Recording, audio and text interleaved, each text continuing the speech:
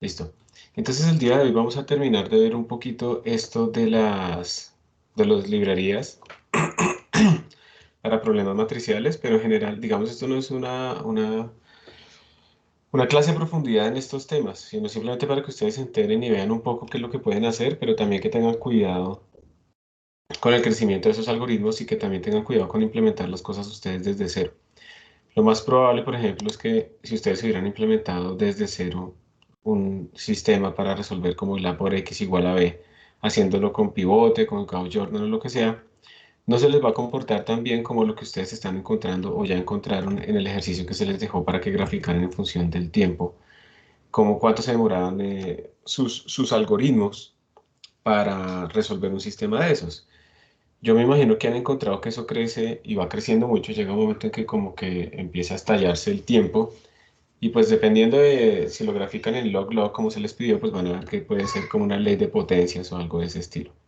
Entonces es para que ustedes tengan cuidado, eso que están corriendo ustedes ahí son rutinas ya que están muy optimizadas y aún así esas rutinas están tomándose muchísimo tiempo. Y otra cosa que probablemente les haya pasado, de hecho a alguien le pasó, es que cuando tratan de ejecutar ese tipo de códigos ya con sistemas matriciales que parecen muy grandes, como de 50.000 por 50.000, empiezan a sufrir por recursos.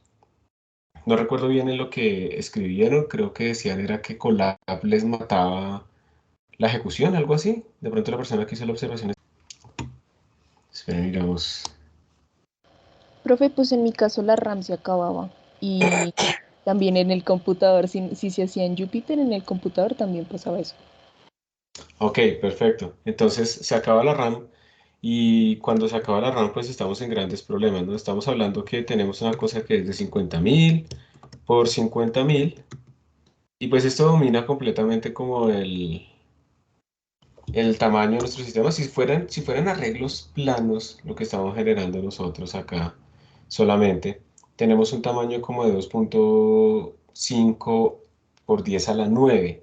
Eso ya implica para nosotros un gasto alrededor de 2 gigabytes de memoria, pero no solo es eso, no solo es eso porque por dentro también se guardan otras informaciones de estructura de datos y también cuando se van a generar las soluciones.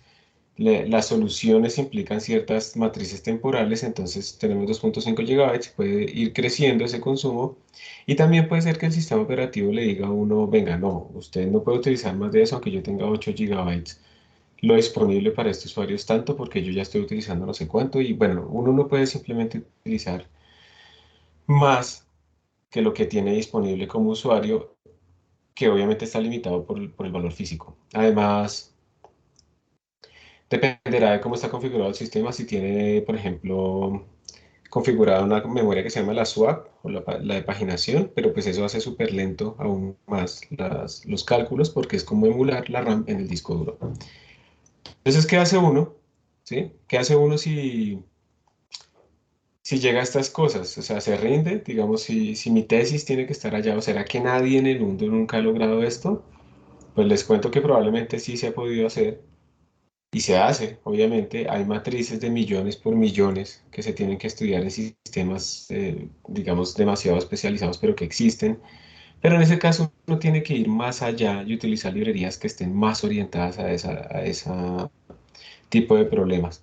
No recuerdo bien en este momento si Trilinos, es una de esas librerías. Esas son librerías que están orientadas realmente al high performance computing de este tipo de problemas, en donde uno puede, digamos que resolver, digamos, está orientado para tener un framework de solución para sistemas que son de large scale. Y large scale es lo que estamos diciendo, matrices de 100.000, de 1.000.000 por 1.000.000, cosas de ese estilo.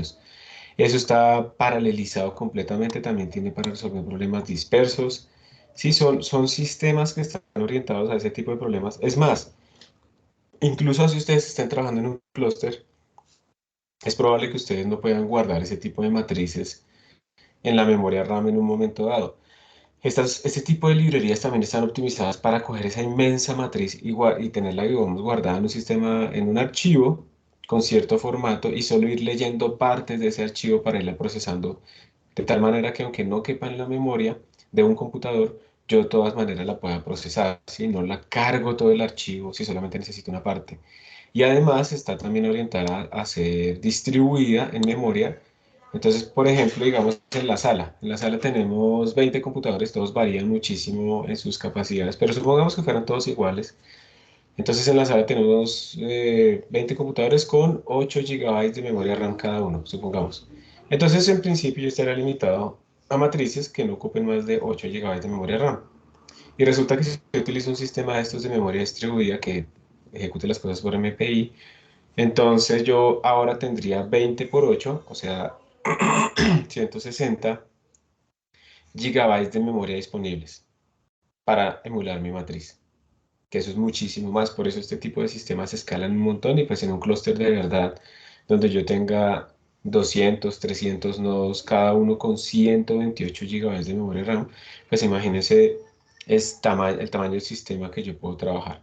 Y por eso es que también esa infraestructura computacional permite que muchos de estos países y estos institutos que tienen esta infraestructura gigantesca, pues puedan hacer ciencia que va más allá de lo que uno alcanza a hacer, en este caso sí es por recursos, ¿sí? Porque realmente pueden ir más allá.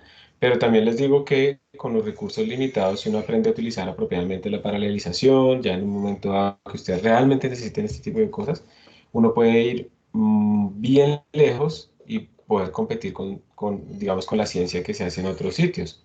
Y pues también, ya en el caso de que uno realmente requiere este tipo de maquinaria, pues también existen algunas posibilidades de uno buscar que le permitan, por ejemplo, utilizar cierta parte de cómputo en algunos sitios de computación. Por ejemplo, eh, en Archer,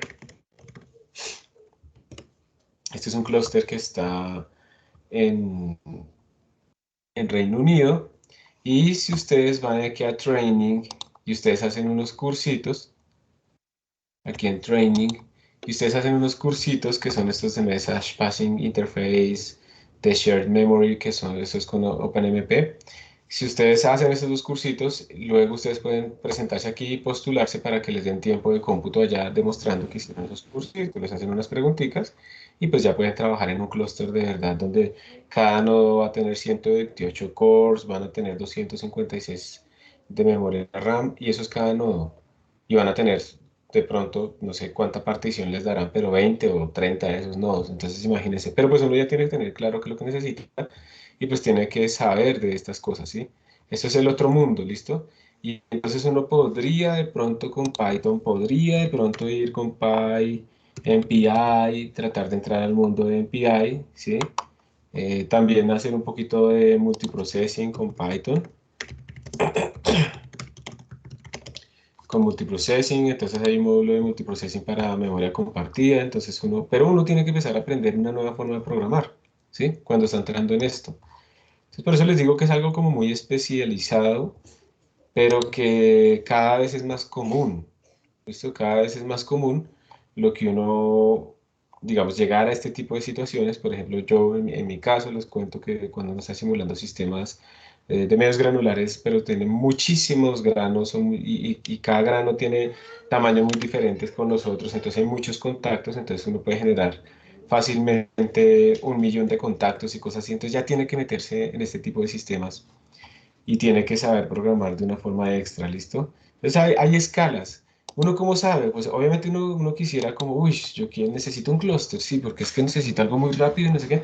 No, uno lo que hace es empezar con su problemita, ¿sí? El que está resolviendo, e ir viendo hasta dónde puede llegar, ¿sí? Entonces, con los recursos que tengo en este momento, puedo tener la precisión que necesito o la eficiencia que necesito, porque puedo estar limitado por tiempo o puedo estar limitado por precisión, por resolución de mi sistema. Por ejemplo, digamos, he visto casos en que el estudiante, digamos, la estudiante en ese caso, pues necesitaba como correr muchas simulaciones, o sea, en general no necesitaba como paralelizar como tal su código, sino hacer una exploración paramétrica más bien del mismo código corriéndolo en muchos sitios. Entonces utilizamos la sala, como tenemos varios computadores multinúcleo, utilizamos varios computadores de esos corrimos varias de esas simulaciones, hicimos toda la exploración paramétrica, no se paralelizó, pero pudo encontrar cómo dependía su sistema de forma muy apropiada respecto a muchos parámetros. Entonces, digamos que uno va midiendo hasta donde necesita y va escalando porque esas cosas también cuestan, ¿sí? Entonces, si uno no tiene como ayudas de estudiantes y eso es muy limitado, de pronto algo así, pues de pronto no. Y también en Colab uno pues ya tiene como ciertas máquinas con las que puede jugar. Hay estudiantes, por ejemplo, que han utilizado Colab por las tarjetas gráficas. Entonces uno cuando está utilizando Colab tiene acceso a unos ciertos recursos e incluso uno podría aquí hacer, pues instalar programitas y correr cosas, pero obviamente Colab lo va a limitar hasta cierto tiempo, pero pues estos computadores que salen acá son computadores que, esto es una terminación, ¿no? No, no quiero, no puedo abrir una terminal aquí, simplemente me tengo que inscribir y pagar. Entonces no lo voy a hacer. Sí, no, no lo voy a hacer. Pero hay una manera, bueno, podríamos con la terminación es mucho más sencillo saber cuántos núcleos tenemos aquí para trabajar. Bueno, aquí nos da como un overview, ¿cierto?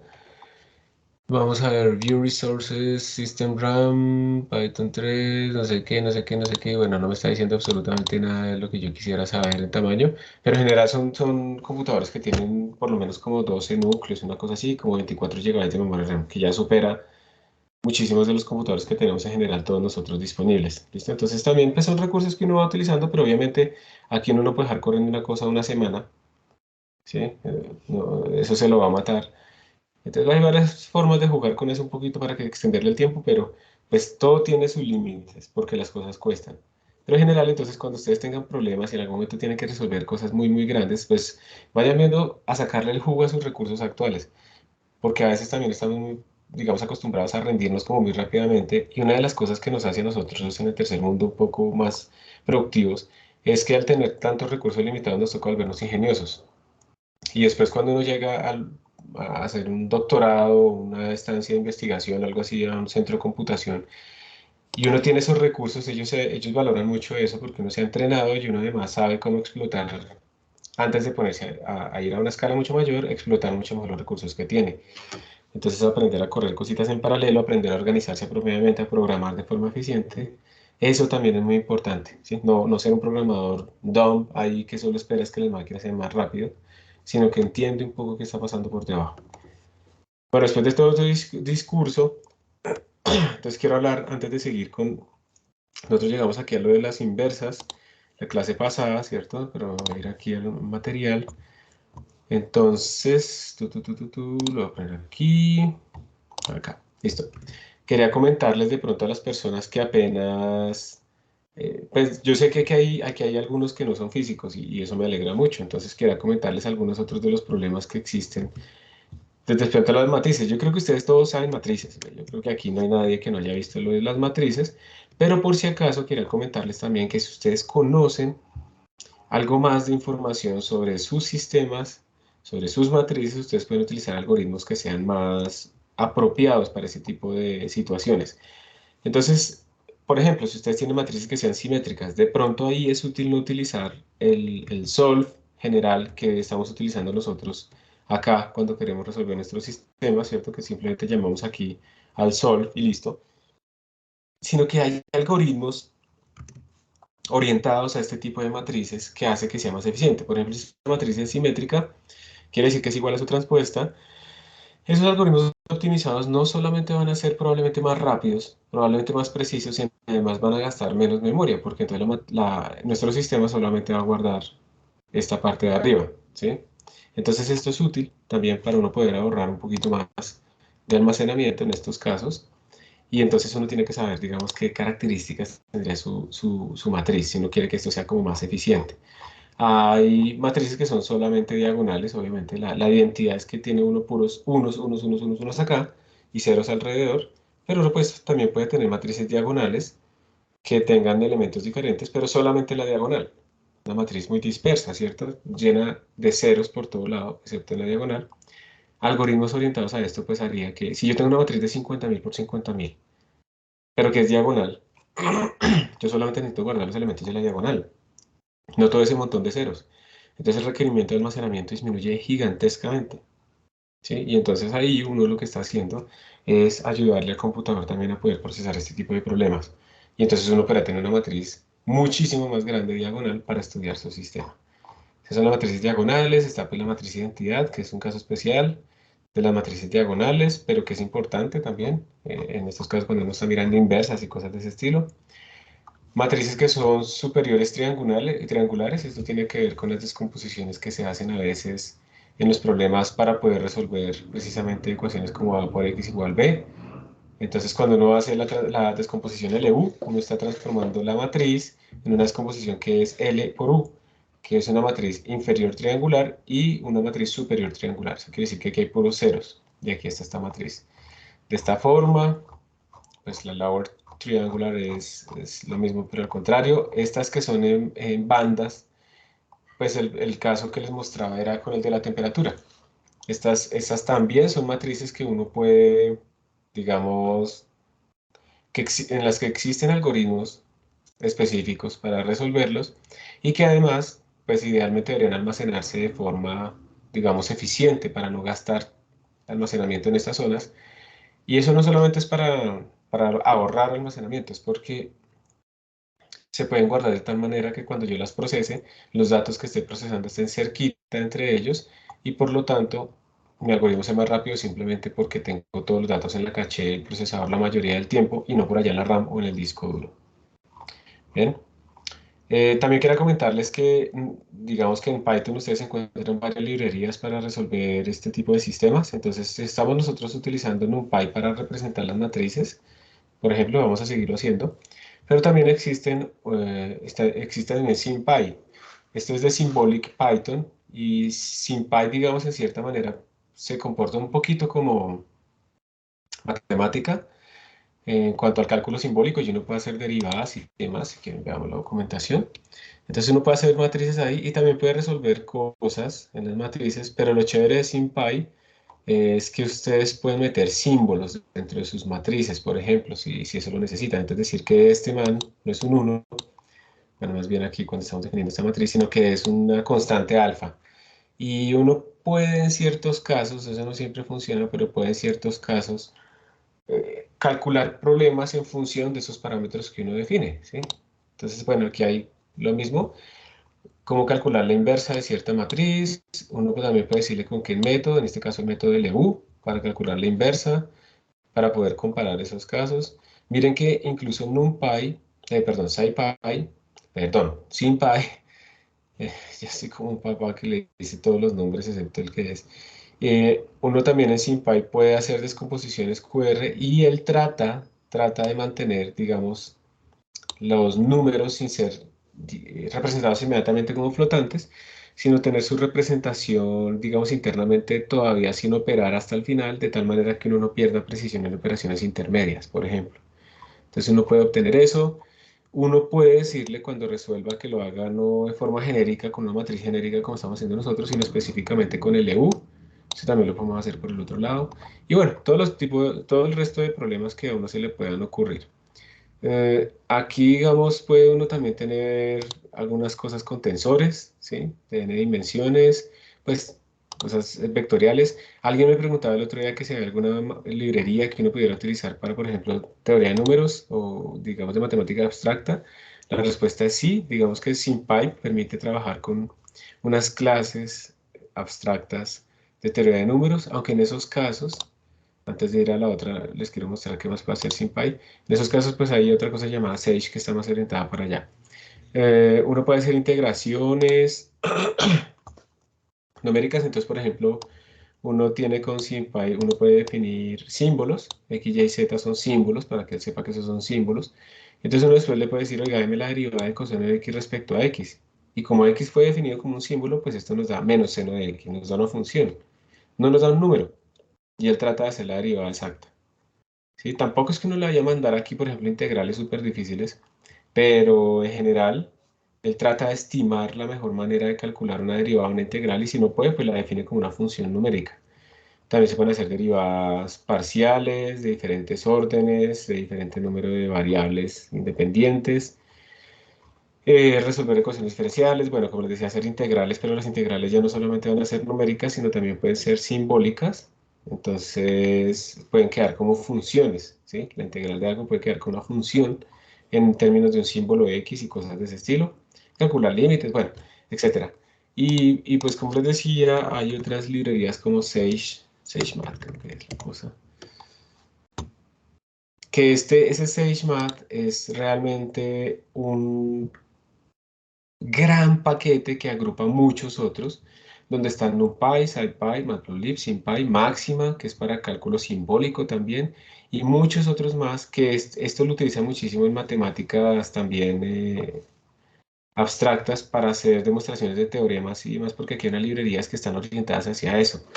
Entonces, este es, digamos, si ustedes quieren tener una distribución que tenga absolutamente todo, pues aquí está SageMath. De hecho, ellos tienen también todo un sistema de notebooks. La persona que fundó esto fue un profesor que al final renunció a la universidad, yo no me acuerdo cuál era, y digamos vive de esto.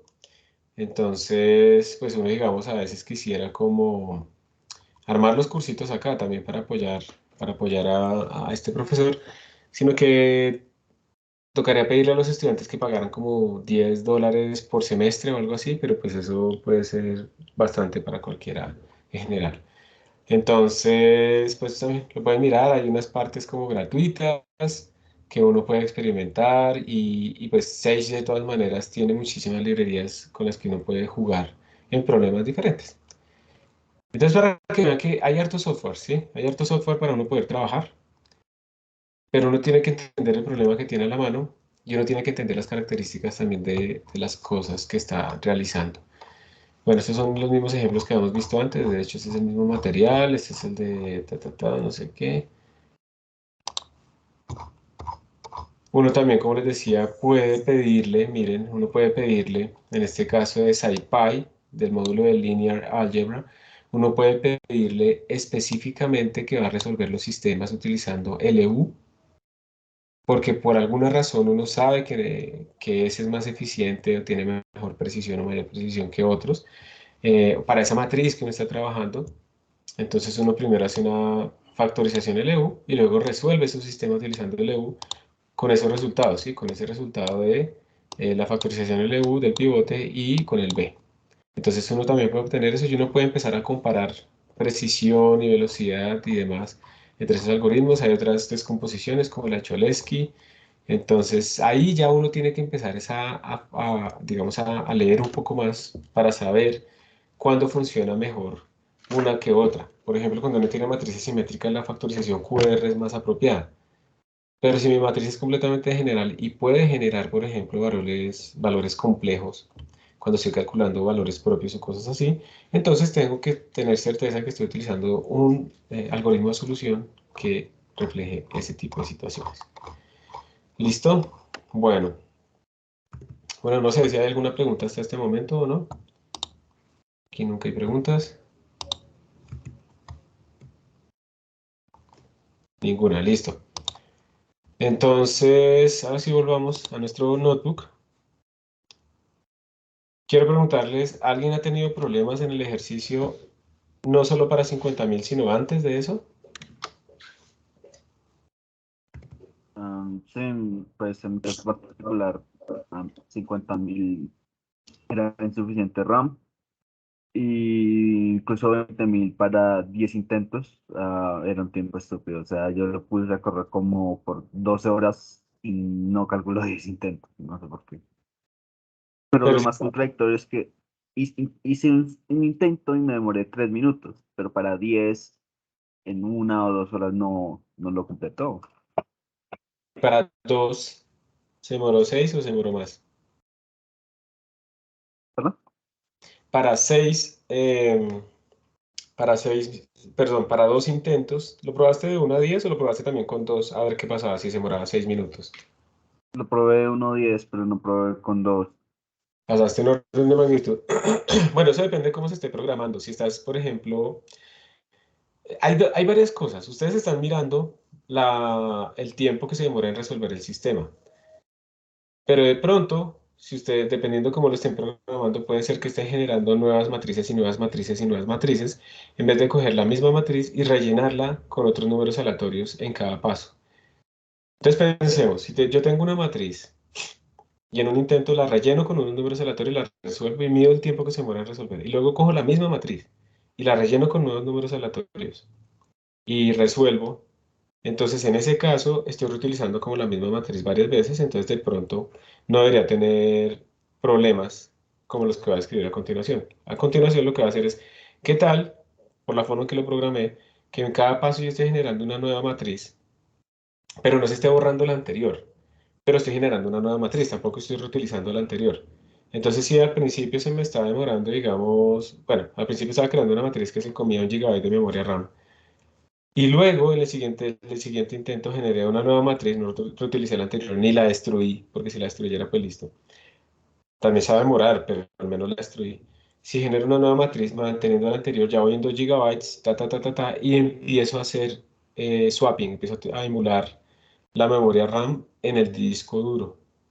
Y entonces cuando estoy en el disco duro se me pone supremamente lento, 1000 veces más lento se me pone mi código, ¿sí? Entonces puede ser que pasas de una cosa que toma 3 minutos a 3000 minutos. Y pues ya perdiste, ¿cierto?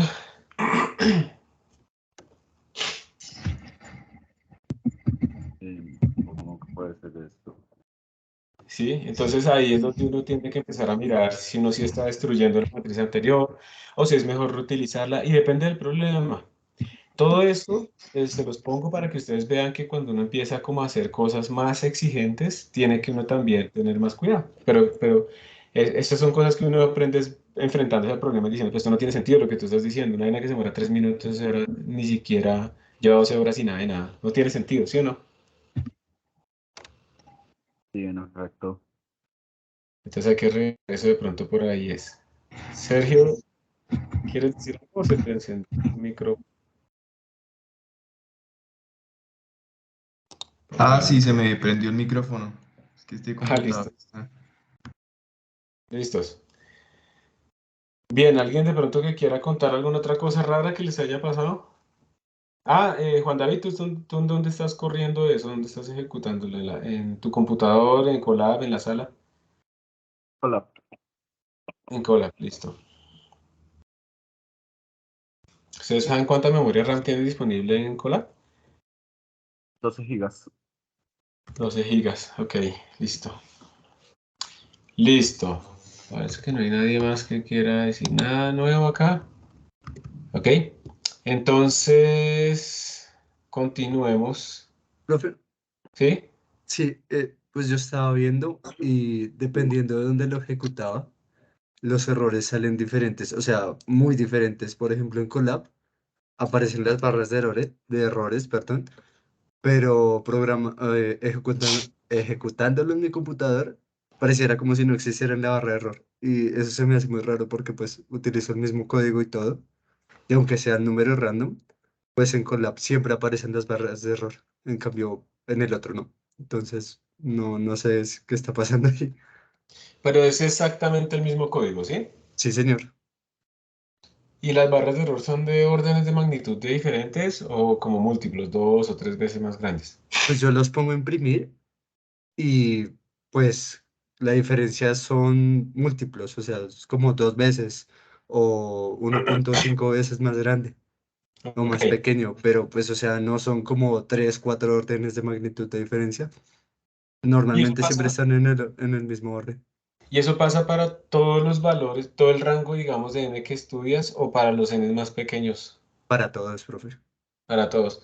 Bueno, ahí habría que ver. Digamos, lo primero es las barras de error. Yo no creo que necesariamente sean iguales en todo lado, porque como les contaba, el tiempo de cómputo que uno tiene disponible varía muchísimo dependiendo de la máquina, ¿cierto? Entonces, cuando yo estoy en una máquina compartida y no sé qué cosas, puedo tener muchas fluctuaciones. Puede ser que yo ahorita lo corra y de repente todos los recursos estaban solamente para mí, entonces me demora muy poco. Y de repente con la siguiente vez que lo ejecute, ahora se me demora un montón más porque por alguna razón el sistema tiene otra carga, ¿sí? Por alguna razón.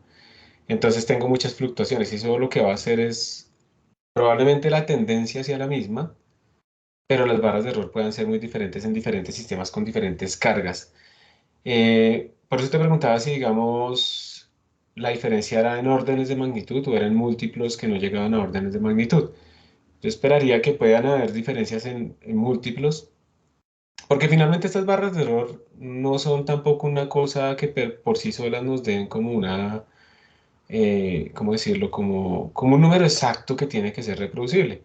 Recordemos que las barras de error nos están dando a nosotros un estimativo de cómo se están distribuyendo nuestras muestras y asumiendo, por ejemplo, asumiendo, que eso tocará demostrarlo, asumiendo que esas muestras se nos están distribuyendo de forma gaussiana, pues esas barras de error uno tiene que multiplicarlas por unos coeficientes que le permitan a uno estimar realmente la probabilidad de que el valor real que uno está calculando se encuentre dentro de ese intervalo. Y esos coeficientes aumentan de tamaño, disminuyen de tamaño dependiendo del número de muestras que uno haya tomado y las suposiciones que haya hecho sobre esas distribuciones. Entonces, digamos que uno normalmente, si eso es gaussiano y uno está midiendo bien esa desviación estándar, las barras de error tendría que multiplicarlas por 3 por 4 bueno, como les decía, eso depende del número de muestras y de la distribución, para poder tener un intervalo de confianza, que es lo que uno quiere como estimar. Entonces, por eso, digamos que haya diferencias de 1.5 o 2, yo creo que es normal entre diferentes sistemas, ¿listo? La tendencia, te pregunto, la tendencia, los valores promedios, ¿esos cambiaban mucho? Sí, profe, o sea, el problema es que, o sea, cuando imprimía la matriz de el error, se mostraban, pues, como le digo, por ahí dos, o sea, multiplicados por 2 o por 1.5. Pero cuando lo graficaba, pareciera como si en mi computador eh, no existiera error, como si el error fuera muy cercano a cero, tipo 1 por 10 a la menos 8 cuando se Pero, muestra que es 1 por 10 a la menos 3. Y también me puse a hablar con otro compañero y le pasa, pues medianamente algo similar, también no le aparecen las barras de error cuando grafica eso, entonces pues no sé qué es. pero digamos que los datos son, la Son barra de muy error. similares, sí. O sea, pareciera como si Matplot no graficara el error, pero pues no sé. Bueno, pero ahí habrá que ver entonces de pronto cómo se está graficando, porque digamos, si las barras de error, piénsalo así, tú tienes un tiempo que es para una matriz de 1000 por 1000, es un tiempo que es, no sé, 10 segundos, pero la barra de error te da 0.5 segundos. Pues claro, cuando la graficas va a ser casi que no visible porque el siguiente tiempo, que es una matriz de 5000 por 5000, es ya 80 segundos. Entonces esa barra de error va a ser más y más y más pequeña, ¿sí? Yo lo que espero es que de forma relativa las barras de error sean mucho más grandes cuando ustedes tienen tamaños más pequeños y más pequeñas cuando tienen tamaños más grandes, ¿sí? Pero habría que ver cómo se pinta, ¿listo? Si quieres, me puedes mandar ahí un mensaje y miramos cómo lo estás pintando, si tienes un collage para ver si es algún error así como fácil de representación de los datos, ¿listo? Ok, profe. Gracias. Ajá, listo.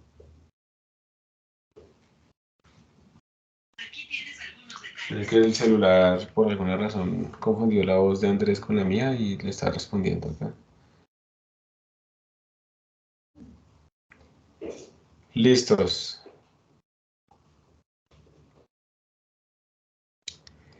Bueno, ¿algún otro comentario?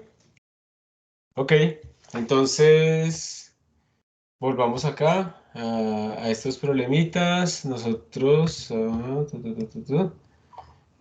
y vamos a entrar a trabajar en esto de los valores propios y los vectores propios, ¿cierto? Entonces, pregunta, levante la mano aquí, ¿quién nunca ha trabajado un problema valor propio, vector propio? Que no sabe qué es eso. Diego Alfonso Contreras, ¿será que nunca los has trabajado o será que nunca los has conocido con ese nombre? ¿Tuviste alguna vez álgebra lineal? ¿Tú eres de física? No, ok. Bueno, es que no quiero como ponerlo ahí en el foco. Pero digamos, vamos a hacerlo así. Obviamente voy a perder un montón de rigor sobre lo que voy a decir. Pero un problema de valor propio y vector propio son este tipo de cosas. Imagínate que tú tienes una matriz A y tú la multiplicas o se la aplicas a un vector X, ¿listo? Y resulta que este vector X es tan especial que no te va a dar un vector B, sino que te va a dar el mismo vector X multiplicado por un número. Entonces este vector X tiene algo especial para esta matriz, ¿cierto? Porque yo le aplico la matriz a este vector, yo digo le aplico porque es que esto es como una transformación. Yo le aplico la matriz a este vector X y me retorna el mismo vector X salvo una escala. Entonces es como si mi vector X simplemente, si fueran estos lambda fueran reales, estos números fueran reales, simplemente como que mi X se alarga o se contrae, pero no cambia dirección, por ejemplo. ¿Sí? Entonces a esto se le llama problema de valores propios y vectores propios. ¿Por qué? Porque estos vectores que están apareciendo en esta ecuación así especial, pues son los vectores especiales asociados a esa matriz, se llaman vectores propios. Y estos valores que aparecen acá son también unos valores especiales, se les llaman valores propios. Y estas cosas son importantes, por ejemplo, cuando yo quiero diagonalizar una matriz, cuando yo quiero resolver un montón de problemas que aparecen también aplicados. Eso no solamente aparece en física, sino que aparece también en ingenierías. Estos problemas de valores propios aparecen en muchísimos contextos, entonces pues son importantes resolverlos. Pero básicamente es eso, tú quieres encontrar un vector tal que cuando tú multiplicas una matriz por ese vector, te da el mismo vector multiplicado por un número. Eso es, digamos, como el concepto fundamental. ¿Listo, Diego? Entonces son ese tipo de problemas especiales. Resulta que, por ejemplo, si tú tienes una matriz, creo que nosotros tenemos aquí una figura, una matriz que represente una transformación, por ejemplo, como esta matriz que tenemos acá, resulta que cuando ya está, a ver, ¿cómo lo digo? Resulta que si yo utilizo los rectángulos normales, o sea, el X y Y normal, así, para representar mis vectores, este es mi X y tengo aquí mi Y. Si yo tengo esta base normal que uno utiliza normalmente para representar sus vectores, entonces pues la matriz me da los valores. Pero si yo encuentro sus valores propios y sus vectores propios, resulta que cuando yo represente las componentes de mi matriz en esa base de valores propios y vectores propios que yo encontré, la matriz se me vuelve una diagonal. Entonces ya solamente va a tener elementos en esta zona y en esta zona, que esos elementos son los valores propios. Y eso es muy útil. Eso es muy útil porque me indica a mí realmente cuál es esa base especial que está asociada a esa matriz y me permite a mí pues tener un montón de información sobre ese sistema, poder resolver apropiadamente un montón de problemas asociados a esa matriz y entonces básicamente lo que uno está haciendo es jugar ahí, tan raro que me salieron los colores similares. En todo caso, digamos que diagonalizar una matriz está muy asociado a encontrar sus vectores propios y sus valores propios. Entonces, por eso es que ese problema pues es como relativamente importante. Pero sin ir mucho más allá, pues esos problemas son básicamente estos. Usted tiene una matriz, encuentre los vectores X que cumplen esta ecuación, que cuando usted le aplica la matriz a ese vector, le sale el mismo vector, pero multiplicado por un número. Donde ese número también pues, puede ser 1, ¿no? Y no puede ser 0. Esa es la idea. ¿Sí más o menos te queda la idea, Diego? ¿De qué es lo que estamos buscando? Listo. Entonces, este es un problema mucho más difícil que resolver el sistema A por X igual a B. Este es mucho más complicado, toma mucho más tiempo. En general, a veces ustedes solamente están interesados en tener el vector o a veces solamente están interesados en tener los valores propios y no todos los dos al tiempo. Y si uno solamente está interesado en una parte, puede utilizar algoritmos especializados para ese tipo de problemas. ¿Sí? Y pues digamos, hagamos el ensayo, ahorita les voy a mostrar las librerías, pero hagamos el ensayo si uno fuera a empezar desde cero. Entonces uno diría SciPy, Eigenvalues o Eigenvectors. Eigen es una palabra de origen alemán, si estoy bien, entonces se asocia pues al vector propio o valor propio, pero normalmente digamos la gente lo conoce como el eigenvalue o el eigenvector. Entonces miren que aquí sale SciPy, lineal, Eig, pero hay otros. Entonces vamos a mirarlos todos, a ver cuáles serían las diferencias. Entonces, por ejemplo, aquí abrí el general. Entonces dice, listo, usted tiene el eigen, vamos a cambiarle aquí a esta cosa para que salga.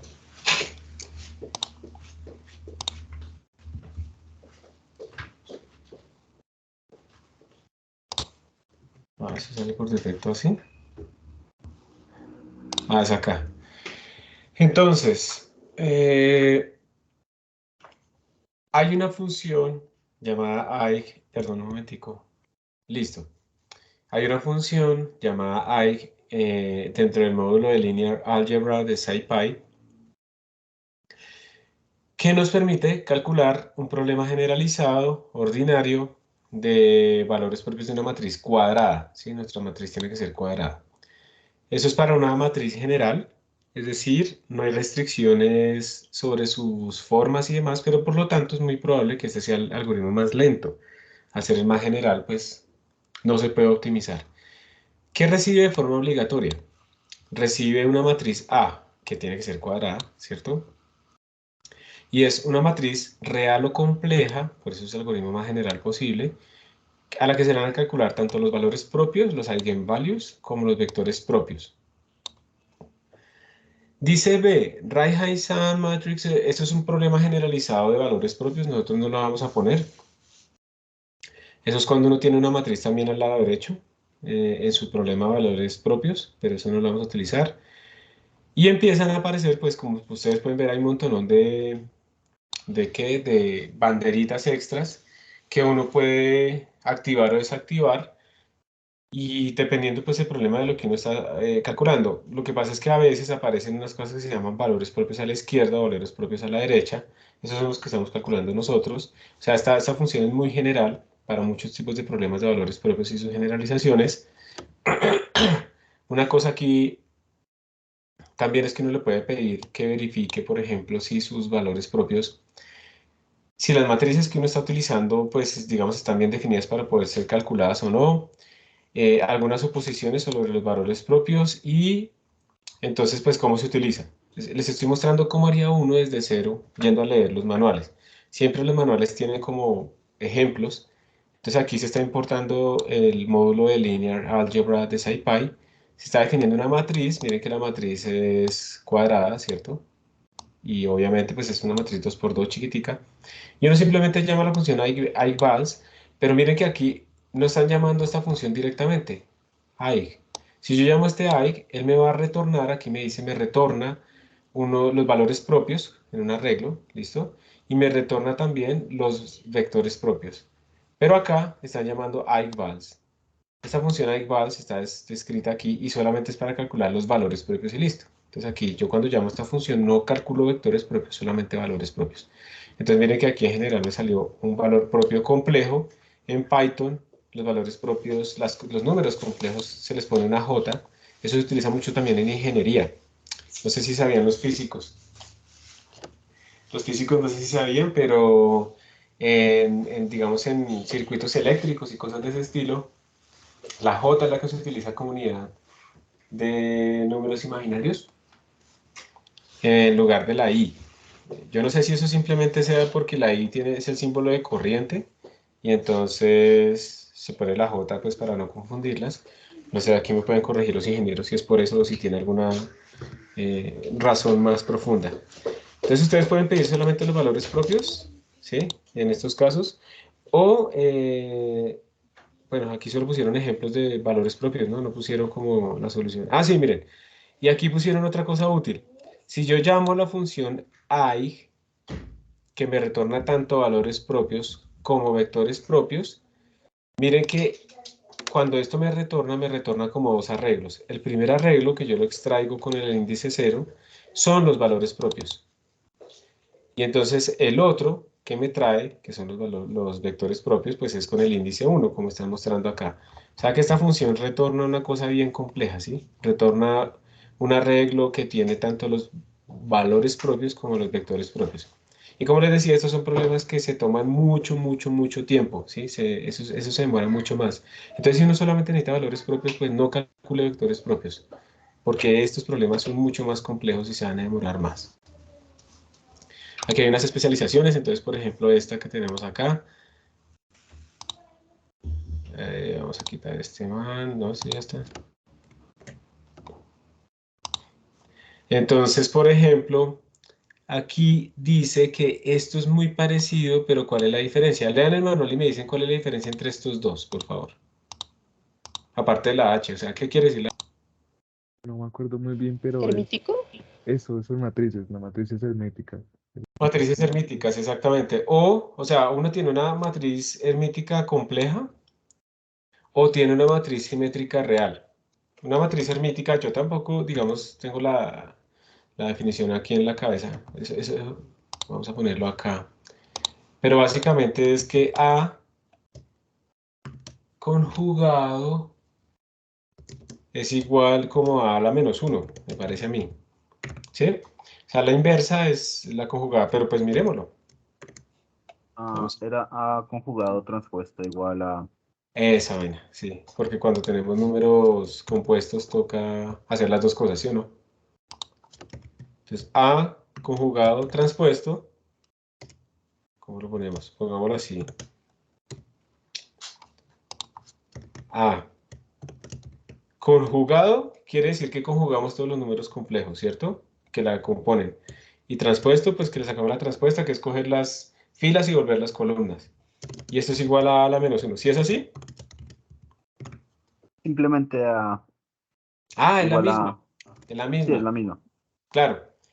Claro, y cuando la matriz no es compleja, entonces el conjugado no existe. Entonces uno lo que está diciendo simplemente es que A transpuesto es igual a A, que esto es lo que se llama matriz simétrica. Entonces por eso aquí hablan de una matriz real simétrica, pues precisamente si es real, no tiene sentido hacerle el conjugado, entonces simplemente me da que es simétrica, que la transpuesta es igual a ella misma. Sí, lo que yo estaba diciendo era otra cosa, las ortogonales son las que son la transpuesta es igual a la menos 1. Pero cuando la matriz es compleja, entonces a esto es lo que se llama que sea hermítica, que si yo la transpongo y además la conjugo, me da la misma matriz A. Bien, entonces en esos casos, gracias por las observaciones, en esos casos uno tiene un algoritmo especializado para esos casos. Alguien de pronto, ahí sí me disculpo con los que son fuera de física, pero de física, ¿alguien recuerda algún problema especial donde salen esas matrices hermíticas? Mecánica cuántica. En cuántica salen, ajá, en cuántica salen constantemente las matrices hermíticas. Y también las matrices simétricas aparecen mucho en mecánica analítica, ¿cierto? Entonces, y de pronto algunos saben algún otro contexto, que no sé. Ya con que salga en cuántica es suficiente, ¿no? Entonces ahí también uno puede observar que existen algoritmos especializados para esos casos. ¿Por qué? Porque son casos importantes, son casos comunes, entonces realmente pues se busca que haya unos algoritmos especializados para esos casos. Entonces, que una matriz, por ejemplo, sea hermítica, en estos casos tiene unas implicaciones que permiten que se guarde de una manera más eficiente, que se ejecute de una manera más eficiente y también tiene implicaciones físicas sobre los valores que le va a dar a uno los coeficientes y cómo los puede, de qué tipo son y después pues ya físicamente cómo los va a interpretar. Entonces de nuevo, ¿qué es lo que recibe obligatoriamente? O sea, toda esta vaina como ya tiene valores por defectos son argumentos que yo no le tengo que dar a mi función. Puede ser que para mí baste con solamente mandarle la matriz A, ¿sí? Empecemos por ahí. Entonces, de nuevo, una matriz cuadrada a la que le va a calcular valores propios y vectores propios. ¿Está bien? Eh, Se puede hacer problemas generalizados. Uno le puede decir si solamente quiere los valores propios. Muchas veces, por ejemplo, en cuántica, a uno le interesa más el espectro. El espectro se llama al conjunto de valores propios. Entonces, uno puede decirle equals only y le pone true y solamente le retorna los valores propios, ¿listo? ¿Qué será esto de turbo? Me causó curiosidad. Dicen que ya lo están desactualizando, no sé. Desde la versión 1.5.0, utilizar el driver GDB, Just Divide and Conquer algorithm faster but expensive in memory, only for generalized igual problem in full set igual. Listo. Ok. Es una forma de resolverlo que utiliza otro algoritmo, pero pues que puede utilizar más memoria en ciertos casos. Ya depende de uno, o sea, uno se da cuenta, yo necesito que sea más rápido, pero no me importa que gaste más memoria, pues tengo que medirlo, tengo que correrlo, tengo que ver cuánto gasta, porque aquí pues no hay una predicción de cuánto voy a gastar en función del tamaño o algo así. Entonces miren que sí existen, yo por eso las abrí, existen más funciones, digamos, especializadas. Yo aquí abrí una que era equals. Entonces equals, pues obviamente ya la vimos que solamente retorna los valores propios y listo. Esto funciona, a ver, ustedes qué dicen, ¿este funcionaría también para matrices hermíticas o no? O para las hermíticas obligatoriamente tengo que utilizar la que tiene H. Pues también va a servir para las hermíticas porque recordamos que llama a SciPy llama a SciPy.lineal.e, el cual sirve en caso más general. Exactamente, pero ¿cuál podrá ser la diferencia entonces? Que me demoro más, seguramente me demoro más computando. Exactamente, puede ser que me demore más y o que consuma más, ¿cierto? Cualquiera de las dos pueden estar relacionadas. Si consumo más memoria, puede ser que me demore más. Y si consumo mucho más memoria, puede ser que haga paginación y me demore aún más. Entonces, también me sirve. Pero el problema es que pronto se demora más. Ahora, si digamos yo quisiera que ustedes exploraran, de hecho, eso lo vamos a hacer. Si quisiera que ustedes exploraran también el tiempo en función del tamaño para un problema de valores propios en matrices aleatorias, ¿cuál algoritmo utilizarían ustedes para calcular los valores propios? ¿Este o con la H? Ojo, son matrices aleatorias, generadas con números aleatorios. El más general, ¿no? Pues, El más general, ¿por qué? Pero sí, estoy de acuerdo, sí. Porque el H es como para casos más específicos y no, como es aleatorio, no necesariamente los va a cumplir. Exactamente. No, exactamente, como son aleatorios, no estamos generando necesariamente matrices hermíticas. Entonces no se nos va a cumplir. Pero ¿será que el algoritmo chequea eso? Esa es otra pregunta.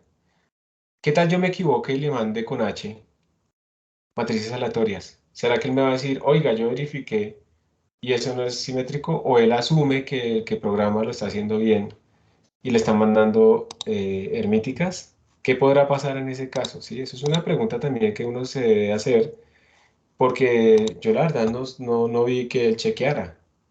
Entonces hay que tener cuidado con eso porque de pronto el algoritmo sí nos retorna algo, pero es porque él descartó, por ejemplo, la parte triangular inferior y calculó pues todo con la parte triangular superior, pues precisamente la matriz es hermítica, se hacen unas suposiciones y de pronto obtenemos soluciones y no tienen absolutamente nada que ver.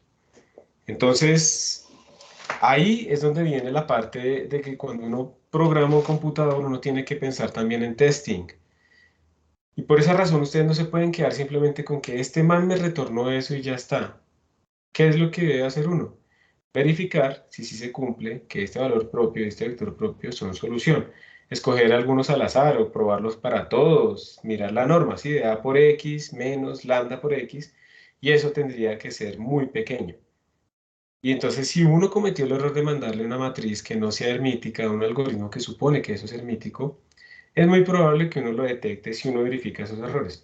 Pero si uno ciegamente confía en que como siempre le va muy bien, entonces yo nunca me equivoco, pues entonces está preparándose para tener problemas. Siempre verifiquen sus soluciones. De pronto no cuando ya estén haciendo la cosa más importante que se demora un montón, de pronto no. Pero siempre tengan unos checkings, unos testing, para asegurarse de que sus cálculos están dando bien. Eso, digamos que eso es una buena costumbre de programación que uno casi nunca tiene, fundamental en cálculo. Y muchas veces uno ve que software científico no, digamos, no librerías como estas que son de personas que saben mucho, sino como yo. Yo mismo, William, me hice una librería para mi tesis y no sé qué, yo nunca le hice testing. Y después uno la publica y alguien más la usa o la usan en el grupo de uno, otras personas y uno nunca probó y uno tiene un montón de errores por ahí metidos. Entonces siempre es bueno tener algunas pruebas, algunos casos de verificación en donde uno esté seguro de que las cosas se están chequeando y por lo tanto tiene más confianza. ¿Listo? Entonces incluso en esos estudios que estamos haciendo hay que hacerlos bien, ya hay que probar. Y uno prueba en unos casos y cuando ya está seguro de que le está funcionando bien, entonces uno ya puede hacer sus estudios más generales. Bien, ¿y este AX qué hace? Find K. Entonces aquí, curioso. Este lo que está haciendo es encontrar un número dado de valores propios y de vectores propios. Entonces, por defecto, esa K vale 6, Entonces, en general, pues obviamente la matriz tiene que ser como de 6 por 6, ¿no? Por lo menos. Si uno no verifica el K, pero si uno tiene una matriz de 1000 por 1000, este man le va a retornar solamente 6 de esos. Yo no sé si esto tiene algún orden, por ejemplo, que los organiza y calcula el más grande, más pequeño, el pequeño, más grande. Pero esto muchas veces sucede cuando hay algunos sistemas donde uno está calculando valores propios o vectores propios y resulta que ese espectro pues está dominado como por los primeros valores propios y el resto ya son muy chiquitos. Por ejemplo, también cuando se están haciendo estudios de sistemas dinámicos, uno a veces calcula algo que se llama los exponentes de Lyapunov, que eso lo que le dice a uno es que tanto se alejan soluciones que empiezan muy cerquita en función del tiempo. Entonces, si el exponente de Lyapunov es positivo, eso básicamente le está diciendo a uno que ese sistema es caótico porque tiene sensibilidad a condiciones iniciales, en el sentido en que si yo empiezo de dos condiciones muy cerquitica, van a terminar muy lejos. Después entre las dos, así estén en el mismo región, en el mismo tractor, pues están lejos entre ellas y yo pierdo predictibilidad en ese caso. Entonces, a veces a uno lo que le interesa, por ejemplo, es el valor propio más grande. No todos, sino el más grande. Porque ese man va a dominar, por ejemplo, en esos casos la dinámica de todo el sistema. Entonces, en esos casos pueden ser útiles ese tipo de problemas. Y pues ya llegando, digamos, como la forma general, lo que hice aquí fue abrir como el módulo de SciPy para que ustedes vean todo lo que se puede calcular. Entonces, para que ustedes vean, por ejemplo, que nosotros hemos utilizado Solve de la forma general, pero observen que si su matriz es en bandas, por ejemplo, entonces uno puede, digamos, utilizar un algoritmo más específico para ese tipo de problemas, mucho más eficiente, más rápido y más eficiente. Y uno tiene muchas más. Esto yo no sé qué es esto. Una matriz circulante, bueno, triangular. Hay muchas más cosas, ¿sí? Multiplicar unas matrices, no sé qué. Bueno, el determinante parece que solo tiene pues una forma, obviamente, de ser calculado. Para calcular la norma, para resolver problemas de valor de mínimos cuadrados que aparecen ahí, que son problemas como generalizados, A por X igual B, cuando digamos la matriz no es rectangular, perdón, no es cuadrada sino rectangular. Y hay muchas otras utilidades y es útil que, es importante que uno, digamos, lea un poco qué le ofrece su módulo que está utilizando, pues para ver si de pronto uno podría verificar que existen o no algoritmos más útiles para los problemas que uno necesita. Incluso, pues miren que aquí hay algunas cosas que verifican si una matriz es semítica o simétrica y cosas de ese estilo. Y para los problemas de valores propios, como pueden observar, pues también existen también especializaciones para casos como matrices en bandas. Porque como les decía a ustedes, estos problemas de las matrices en bandas, por ejemplo, aparecen mucho en estas aplicaciones. ¿Dónde está? En estas aplicaciones de temperatura. ¿Sí? Yo quiero de ecuaciones diferenciales con diferencias finitas, no de temperatura. Ecuaciones diferenciales representadas con diferencias finitas, aparecen mucho ese tipo de matrices. ¿Por qué? Porque cuando yo tengo diferencias finitas, yo estoy relacionando, digamos, a este nodo con sus vecinos. Entonces, eso representado en una matriz quiere decir que yo voy a tener solamente, digamos, diferentes de cero, solamente las cosas cercanas a mí. Entonces aparecen este tipo de situaciones, sobre todo en esta parte que son unidimensionales y cosas de ese estilo. Ya me relaciono con el de arriba, con el de abajo y listo. Entonces por eso aparecen naturalmente este tipo de funciones en bandas, perdón, de matrices en bandas, y es útil tener algoritmos especializados para estos casos. Pero uno tiene que también haber representado apropiadamente esas matrices en formas de bandas. Como les decía, hay varias descomposiciones para calcular también esos espacios nulos, cuando una matriz, bueno, construir las bases ortogonales, esos son problemas que van apareciendo dependiendo de lo que uno esté haciendo, un montón de descomposiciones, de QR y demás. Y también hay funciones para hacer, por ejemplo, exponenciales de matrices, funciones sobre matrices, ¿sí? Entonces aparecen, digamos, diferentes funciones que en ciertos contextos son comunes y son útiles y por eso se ponen acá. Bueno, esto sí no conozco nada de estas cosas. Ni idea. Hay algunas matrices especiales que pueden ustedes construirlas. Yo no sé qué es una matriz circulante ni nada de eso, pero bueno, aparecerán en diferentes contextos. Y ya.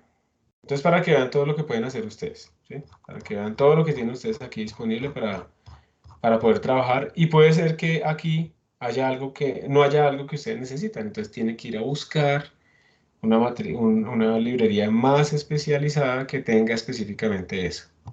Pero traten de que sea algo que sea conocido, que sea probado, ¿sí? No por allá. Pues en general no algo que uno mismo escribió, a menos que realmente no haya más opción. Primero mirar si no está ya en librerías generales, donde la gente no solo programó el algoritmo, sino también tuvo cuidado con la caché, con la precisión, con la estabilidad y otras cosas numéricas que uno normalmente no tiene conocimiento para tenerlas también ahí en cuidado. Entonces, bueno, ¿les parece si hacemos una pausita de 5 minutos para que descansen de todo esto que estaba hablando? Y así pasamos a mirar pues rápidamente lo de los valores propios y vectores propios, que es muy sencillo. Levante la mano si están de acuerdo. Listo. Entonces pausemos 5 minuticos. Nos vemos a las y cuarto. Listo. Vamos volviendo, por favor.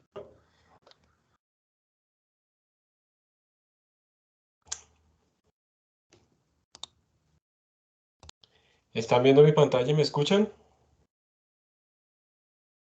Sí, señor. Sí, profe. Listo, gracias. Perfecto, muchas gracias. Yo procuro normalmente tratar de dar espacios, a veces me ha pasado, pero me parece que es bueno que haya como unos descansitos. Yo creo que incluso en las clases presenciales debe haber unas pausas para que la gente pueda descargarse un momento y retomar. Bueno, entonces como les decía, la idea es que nosotros vamos a tratar de ver cómo resolver estos problemas de valores propios y vectores propios. Aparecen también muchísimo en ecuaciones diferenciales. Cuando uno tiene sistemas de ecuaciones diferenciales y quiere estudiar las características de esas soluciones, entonces uno también puede convertir esos problemas de ecuaciones diferenciales pues en las características de esa matriz que describe esos problemas. Entonces esas características son los vectores propios y valores propios que determinan, digamos, esas direcciones de flujo, cómo oscilan nuestras soluciones alrededor de diferentes puntos de equilibrio. Entonces, en este caso es para un oscilador que puede llegar a ser no lineal. Pero bueno, aquí se vuelve lineal para que pueda ser representado con una matriz. Entonces, pues aquí hay un ejemplito muy sencillo. Tenemos entonces nuestro pues, NumPy, nuestro módulo de NumPy. Tenemos nuestro SciPy para importar ese módulo de Linear Algebra. Estamos definiendo aquí una matriz, que es una matriz en este caso de 4×4. Pues ahí tenemos varias posibles soluciones. Una de 2×2, otra de 2×2, de 4×4. Le pedimos la solución. Entonces miren que yo le digo solución es igual, o le asigno lo que me retorne esta llamada a la función. Recuerden que este AIC es la función más general, que me retorna tanto los valores propios como los vectores propios. Entonces, si yo quiero acceder a los valores propios, pido como la primera componente de esa gran cosa que me retornó. Y si quiero los vectores propios, pido esa segunda componente de esa gran cosa que me retornó.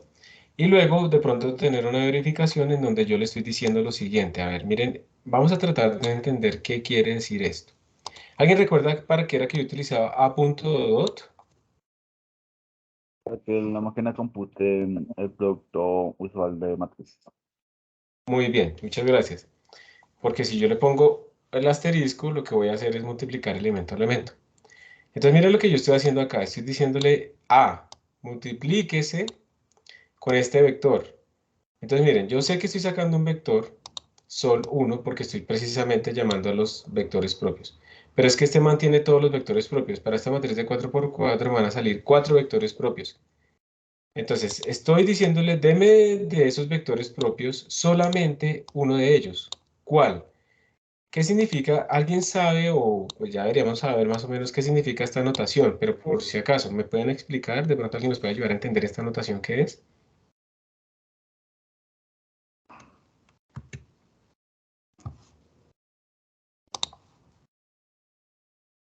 ¿Eso era que cogías todas las filas? No estoy segura. Exacto, tiene que ver por ahí. Entonces, miren, digamos que yo tengo mi matriz, estos son los valores propios, y tengo acá mis vectores propios, y esos vectores propios pues realmente son, lo puse mucho más grueso de lo que debería. Viene como de esta forma, ¿listo? Pues bueno, estoy haciendo la suposición que vienen así, no vienen transpuestos. Entonces, yo lo que le estoy pidiendo acá, en este pedazo, es, cójame el segundo arreglo, o sea, cójame este segundo arreglo completo.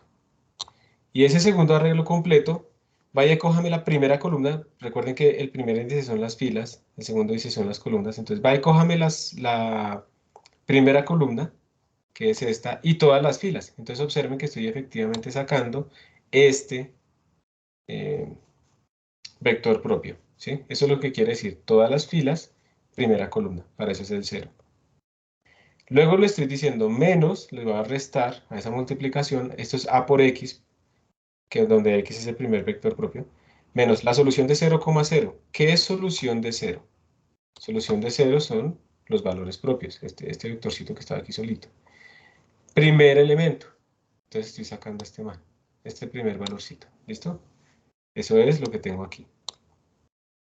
Y lo estoy multiplicando otra vez por sol 1, 2.0. O sea, lo estoy multiplicando otra vez por esto. Entonces, básicamente lo que estoy escribiendo ahí, y así lo vamos a escribir, es A por el vector propio 1, aplicado, digamos, vamos a hacerlo así, menos lambda 1, lambda sub 1, por el vector propio 1. Eso es lo que yo estoy escribiendo ahí. Y si B1 es un vector propio de la matriz A y lambda 1 es el valor propio asociado, ¿esto cuánto me debería dar? Pero, Habría Cero. el orden de 0. Exacto, el orden de 0, exacto. Me debería dar 0 matemáticamente, pero ya sabemos que en el computador esta vaina no me va a dar exactamente 0. Entonces esta norma, o este valor, pues debería estar menor o igual que cierta precisión, que yo la podría definir como 1.0 por 10 a la menos 10. Eso ya es bastante bueno, ¿no? Ya es bastante cercano a 0, pero pues uno esperaría que si fuera muy bueno, pues así.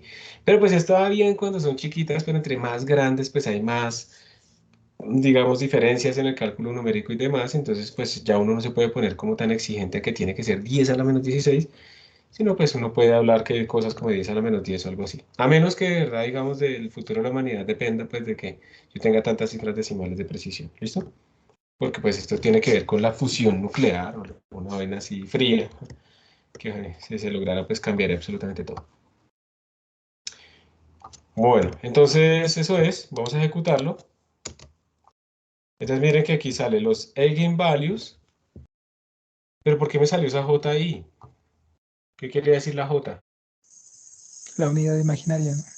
Unidad imaginaria. Y estos números me dieron, pues mejor dicho, ¿por qué sale? Porque como estamos utilizando el algoritmo más general posible, pues él no puede asumir que los valores propios y vectores propios sean reales. Entonces, en general, pues van a salir en forma compleja. Pero como ustedes pueden ver, pues todos estos fueron reales, ¿cierto? Porque la unidad imaginaria pues está multiplicada por 0 en todo caso.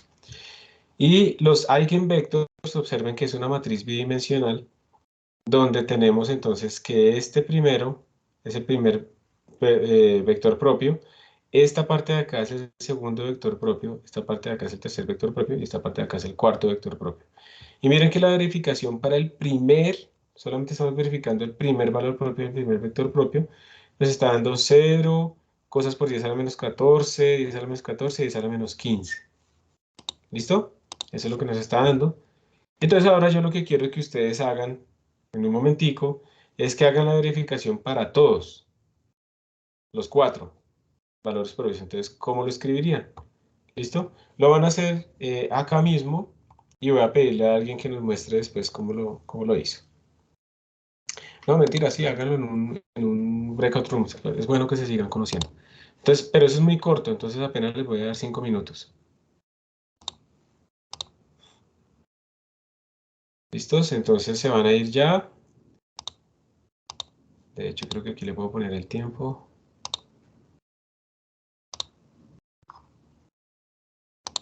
Esto se va a cerrar automáticamente. Pero da igual, porque yo quiero dejar aquí a unos trabajando. Listo, no, lo voy a abrir a mano. Entonces, ya nos vemos. A las 29.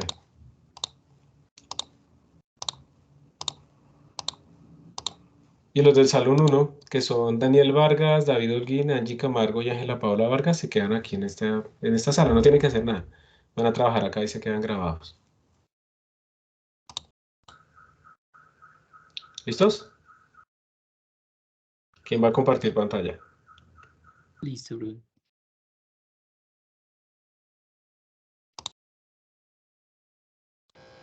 Hola, ¿quién quiere compartir pantalla?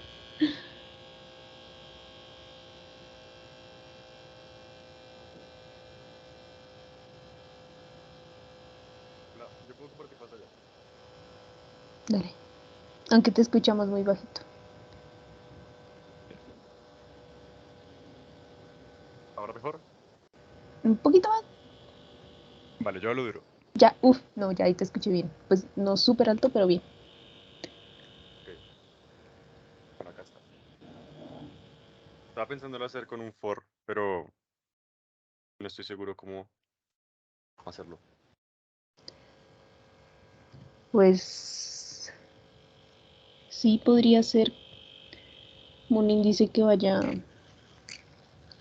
imprimiendo cada uno. Mm,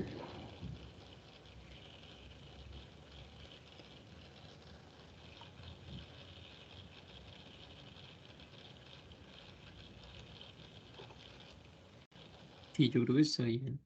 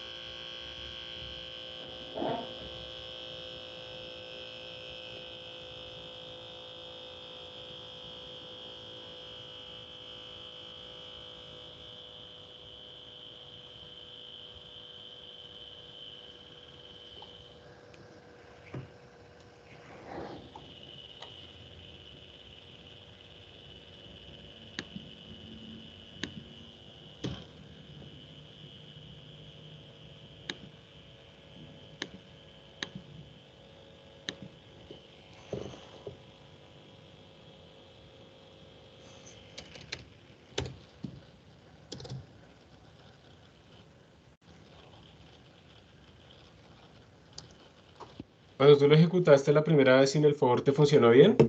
Ya te estaba arrojando errores. Señor,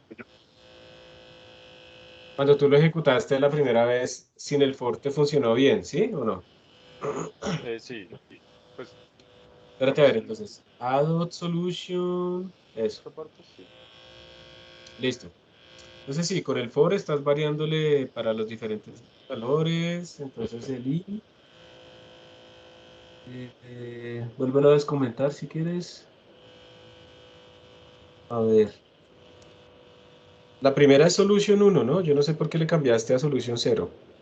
Porque Ah, estás ahí multiplicando por el vector. Eso. sí, creo que era eso. Sí, era Sí, eso. mm, ok, ok. Sí, sí, sí, sí. Ok, entonces listo. sería más o menos eso. Exacto. Digamos que como pueden darse cuenta, no, digamos, los errores no son los mismos, ¿no? Pero todos tienen el mismo orden de magnitud. Bien Chico. chiquitico. Listo, perfecto. Digamos que lo que uno puede hacer, para que quede aquí como grabado, es después no imprimir tanto. Ah, ya se cerraron Ah, re bien. Sí se cerraron después de 5 minutos. Espere, no vayan a dejar de compartir y ya les voy a decir lo que les iba a decir, pero se los digo a todos, por favor.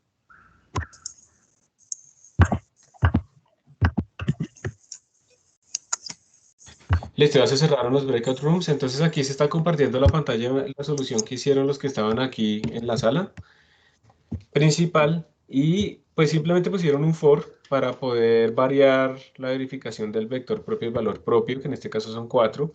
Pueden ustedes observar ahí que las órdenes de magnitud de todos son los mismos. Disculpen. Y que pues todos dan bien. Lo que les iba a decir es que cuando uno está haciendo ya verificaciones, es importante de pronto que ustedes no impriman tanto.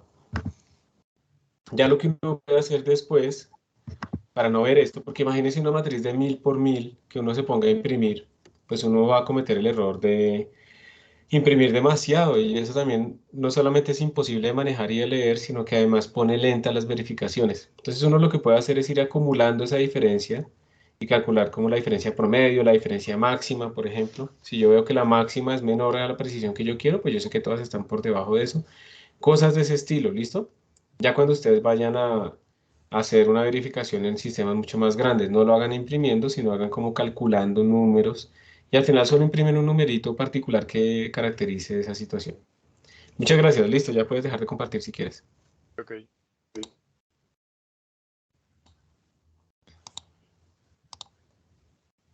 Bueno, muy bien. Entonces, pues bueno, acá digamos que si yo cambio de matriz y le pongo una matriz de 2 por 2, pues obviamente la solución sale muy rápido, ¿no? Y uno dice, wow, eso está súper bien.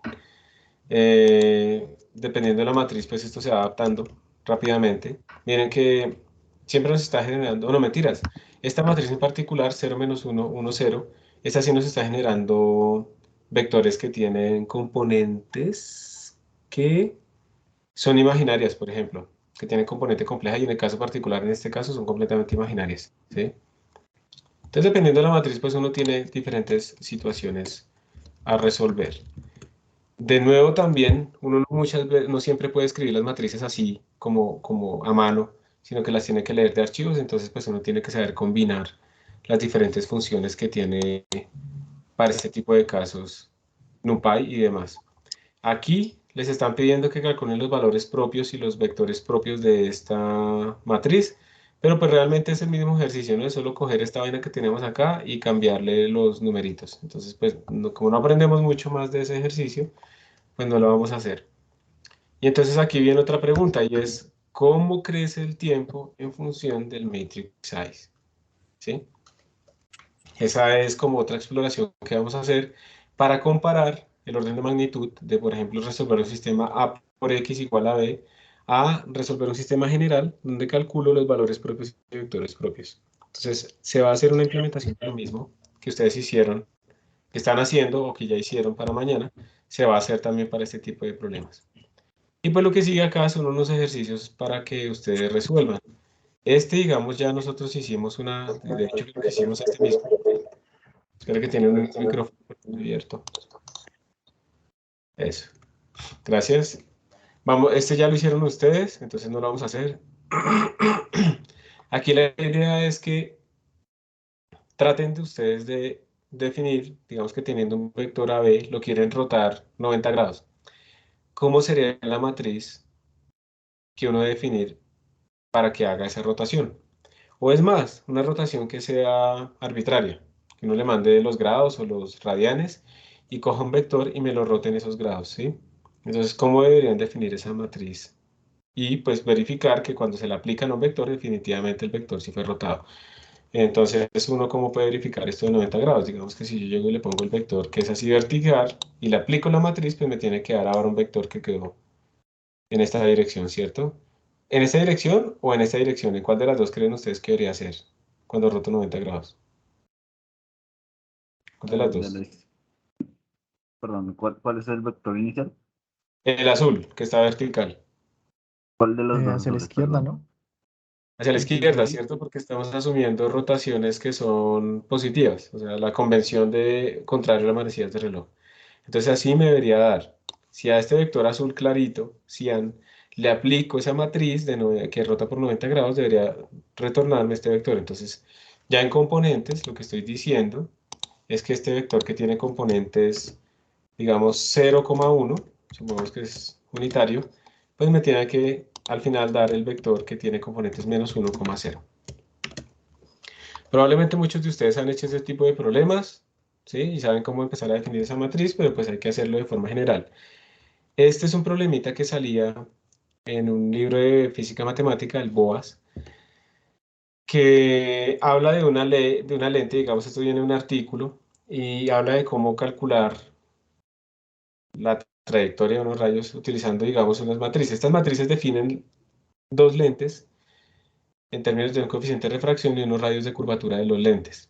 Entonces, si uno aplica, digamos, esta transformación, que son varias matrices, uno puede obtener, pues, qué va a pasar y algunas condiciones sobre esos lentes, como por ejemplo la distancia focal. La distancia focal, por ejemplo, está definida como el elemento 1, 2. Ojo, porque aquí no están utilizando el 0, sino el 1 como, como el inicio de la indexación. La distancia focal se define como, después de hacer esta multiplicación, A12, la matriz resultante, el elemento 1,2, es igual a menos 1 sobre f, donde f es la distancia focal. Entonces la idea es evaluar el determinante de esta matriz y también esta distancia focal o el inverso de la distancia focal como funciones de n. N es el coeficiente de refracción, entonces lo vamos a hacer para varios valores de coeficientes de refracción. Si uno busca esos coeficientes de refracción, tienen que ser mayores a 1. Entonces, pues digamos aquí yo le puse incluido, simplemente porque ahí no va a pasar nada raro. Desde 1 hasta 3. ¿Y por qué hasta 3? Pues porque más o menos esos son los valores de coeficientes de refracción que uno tiene.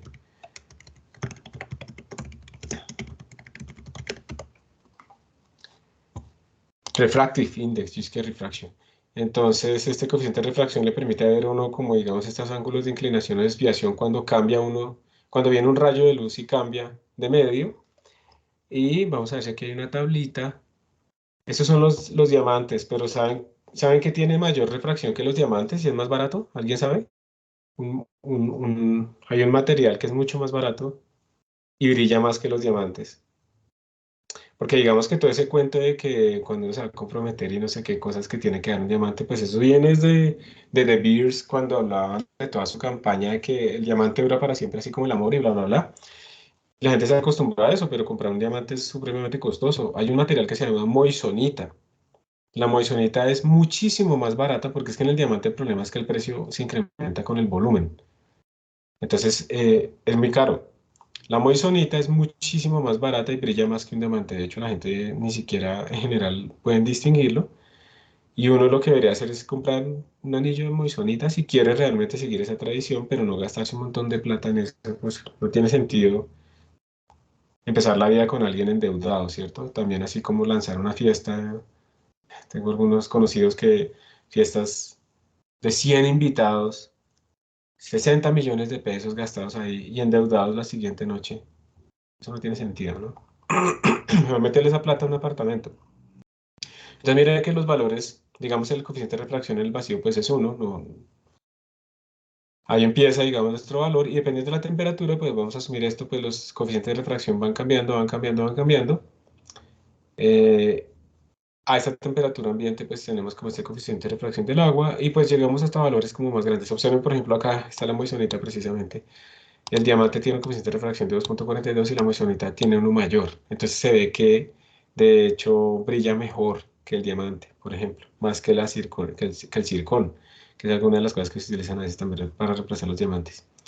Entonces por eso, digamos, esa es la exploración que se va a hacer en ese ejercicio de cómo depende de este coeficiente de refracción, cómo dependen pues el determinante de esta función, que eso, ahí no tiene realmente mucho significado, simplemente es para calcularlo, pero de la distancia focal, que ese sí tiene significado.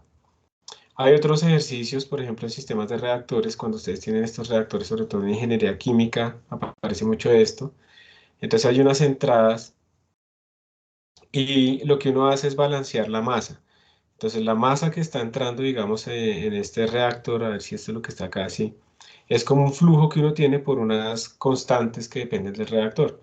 Entonces, por ejemplo, en este caso, la masa total que entra tiene que ser igual a la que sale. Entonces, de acuerdo a estas flechas, yo tengo dos entradas. Entonces, uno tendría que Q01 por C01, que es este término, más Q31, que es lo que le lanza el 3 al 1, por C3, que es lo que está saliendo aquí de masa. Estas dos entradas tienen que ser iguales a estas dos salidas. Entonces, en este caso tendríamos que esto es C1 por Q15, porque es lo que va del 1 a 5. C1 por Q1, 5, más C1 por Q1, 2, porque va del 1 al 2, ¿cierto? Que es lo que tenemos acá. Entonces uno puede escribir estas ecuaciones de conservación para todos los reactores, y esto es lo que le va a generar a uno, como ustedes pueden ver, hay unos valores que ya están definidos por acá, de entrada, sobre todo aquí en este lado, y también unas constantes que están definidas. Eso le va a generar a uno un sistema del tipo A por X igual a B, con el que uno puede calcular cuáles son las concentraciones estándar, digamos, estables que van a ocurrir en todos los reactores. Y entonces uno puede resolver ese sistema también, con lo que hemos visto hasta ahora. También aparecen algunos problemas aplicados como ingeniería en producción. Yo no puse aquí como problemas aplicados de resortes y esas cosas de oscilaciones que es lo típico en física. Eso es muy de ingeniería. De hecho, es un libro de métodos numéricos en ingeniería. Entonces aquí se están indicando cuántas de las componentes digamos, yo quiero crear la componente 1, cuánto material necesito de cada una de ellas y los totales que necesito de todos, que tengo de todos ellos. Entonces, pues obviamente yo puedo establecer una combinación lineal que me diga esto más esto me tiene que dar no sé cuánto, esto más esto me tiene que dar no sé cuánto. Y estas incógnitas de cuánto debería tener de cada uno de ellos, pues me van a generar a mí un sistema lineal que también puedo resolver y con eso puedo saber cuánto puedo construir de cada una de esas componentes. Uno puede incluso meterse en ingeniería industrial y empezar a tratar de ver ese tipo de problemas que tiene que ver, en este caso en particular, con distribuciones, bueno, de cosas. En este caso, ¿qué es? ¿Cuántos, digamos, o sea, proporciones de profesores en una facultad que están con tenure y que no tienen tenure? Entonces, ¿cómo puede distribuir uno eso de forma ideal, de acuerdo a estas evoluciones que le están diciendo año a año? Entonces, en ese caso, uno habla de cosas que son en el año siguiente, comparadas que son en el año actual. Eso le va a generar de nuevo una matriz, digamos que esto del año siguiente es igual a una matriz multiplicándolo del año actual, y uno también puede resolver ahí ese sistema, entonces, utilizando lo que hemos visto. También aquí uno puede ver, digamos, son cosas raras que uno no ve en física, pero son aplicadas a este tipo de problemas también en álgebra, de álgebra lineal, para distribuir recursos. También uno puede verlo como distribuir unos pagos de forma apropiada teniendo en cuenta unos bonos y demás. O sea, estas son cosas que aparecen en la vida real, en aplicaciones de ingeniería, y lo hacen pensar un poquito como para poder plantear estos problemas, digamos, el ejercicio en estos casos que ustedes puedan plantear estos problemas. Y porque después, pues resolverlos es trivial, ¿cierto? Ya simplemente es ponerlos en las funciones que hemos visto de SciPy y listo. Pero a veces el ejercicio está más que en utilizar el código, es en plantear estos problemas, que lo hace pensar ahí uno un poquito cómo poderlo hacer. Yo creo que les voy a dejar como tarea de los lentes, para que se vean esas grafiquitas en función del n. Ustedes ya miren que yo no les estoy diciendo cómo particionar el n. Ustedes van a empezar a escoger qué tan fino debería ser eso para que se vea como un comportamiento sistemático. Si ponen 10, pues ustedes verán si eso es suficiente o no. Si ponen 100 o si ponen 10.000, todo eso tendrá sentido dependiendo de ya de su propia práctica y como ustedes digan, esta gráfica está bien planteada o no está bien planteada de esa manera. Entonces, si les parece, vamos a poner ahorita en clase para que hagan como ejercicio de esta parte, para que discutan esto. Vamos a ponerlo 10 minuticos para que ustedes empiecen como a tratar de ver cómo podrían plantear estas cosas. Y miren, les voy a dar un recurso. Si alguno de ustedes tiene tablet o si no la tiene, pues hay dos maneras, digamos, en las que ustedes pueden crear unos tableros digitales. Lo pueden hacer aquí dentro de Teams, aunque realmente aquí ya no sé exactamente dónde está eso en este momento, entonces prefiero no meterme ahí. Ustedes, como tienen cuentas de Google, también pueden crear unos tableros digitales que se llaman Jamboards. Les ponen nombres por todo lado.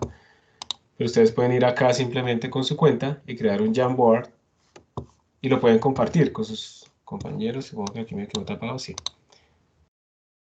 Entonces le damos New Jam y ustedes lo pueden compartir y entonces ahora aquí todos pueden empezar a escribir, ¿sí? Lo comparten, dependiendo de cómo lo comparten, cualquiera lo puede utilizar y pueden editarlo y demás.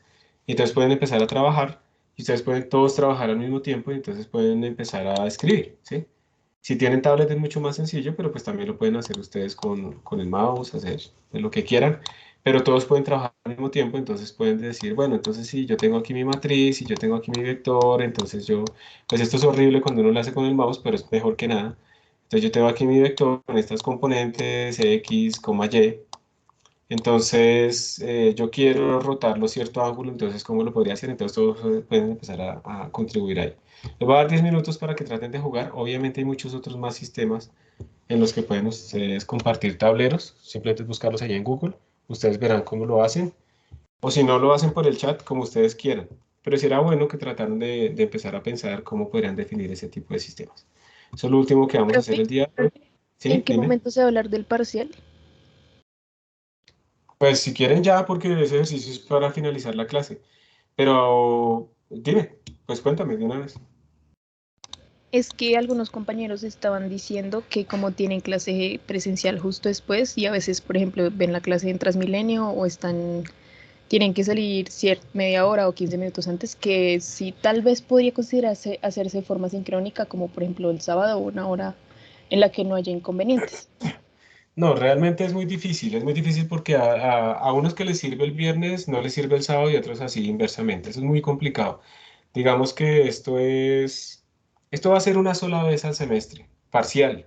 Si ustedes se fijan en el curso, solo tenemos un parcial en este curso que en todo el semestre. Entonces, pues yo realmente lo que creo es que no creo que sea tan grave por este viernes, que se acomoden a que lo hagan y listo, porque solo va a ser una vez al semestre, no estamos haciendo una cosa que va a ser todos los viernes ni nada de eso, ¿listo? Es muy difícil ponerse a cambiar ahorita horarios, poner a todos de acuerdo, hay gente que trabaja los fines de semana, ¿sí? Entonces no, y es por fuera del horario de la clase, eso implica otras cosas, que si hay problemas, pues es muy difícil entonces después resolverlos, y como les digo, solo una vez, al semestre. Entonces realmente pues...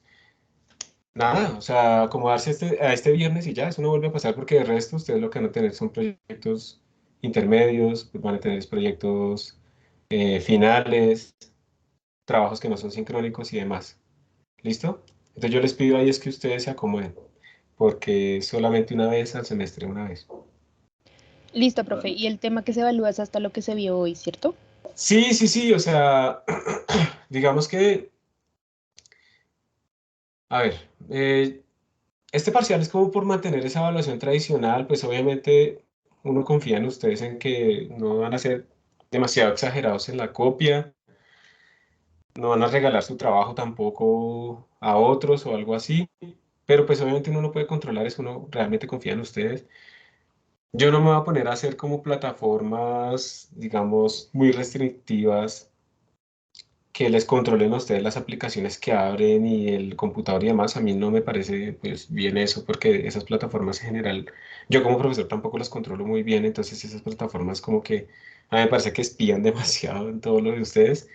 Va a haber una confianza en ustedes y se van a poner ejercicios como lo que hemos venido haciendo, los que se han ido colocando, un par de ejercicios de eso simplemente para verificar que ustedes, como han venido trabajando, ya tienen ciertas competencias que les va a permitir resolver esos ejercicios de una forma un poquito más eficiente que la primera vez que lo hicieron. Para eso es que hacemos tantas tareas. Pues ustedes se han dado cuenta que las primeras veces que empiezan algunos ejercicios se demoran un montón y al final era una bobada.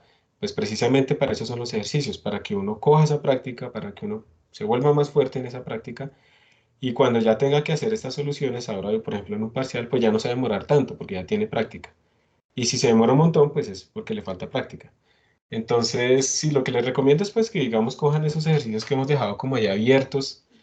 Si tuvieron alguna dificultad con alguno que tenían que entregar, pues volverlos a mirar.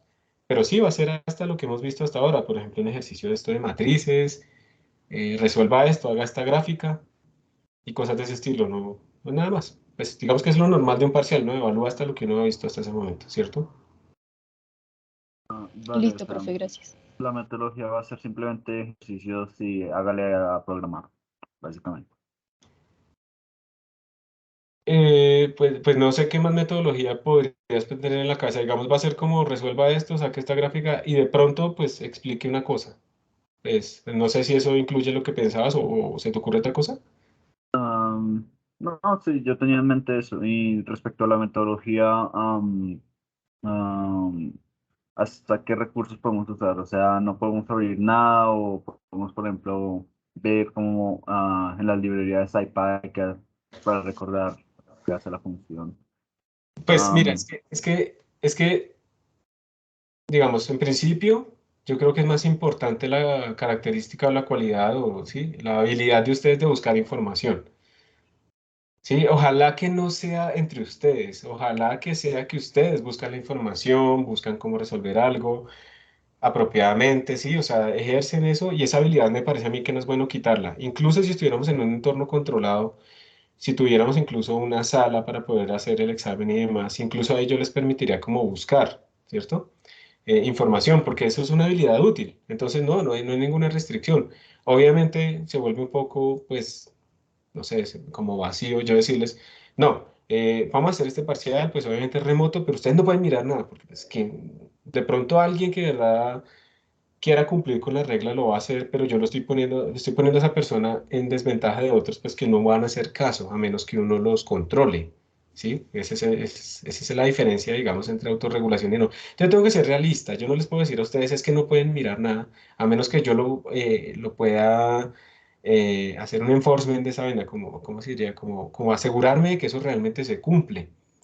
Y como no lo puedo hacer, pues no voy a poner a una persona que haría caso en desventaja de otros que no lo harían. Entonces, además porque me parece, como te digo, es que es útil que ustedes tengan esa habilidad de buscar y demás. Entonces, no va a haber ninguna restricción. O sea, yo confío en que ustedes no hagan una copia exagerada, que no se pongan realmente a pasarse entre ustedes. Yo voy a pasar ahí un software que va a evaluar similitudes y demás.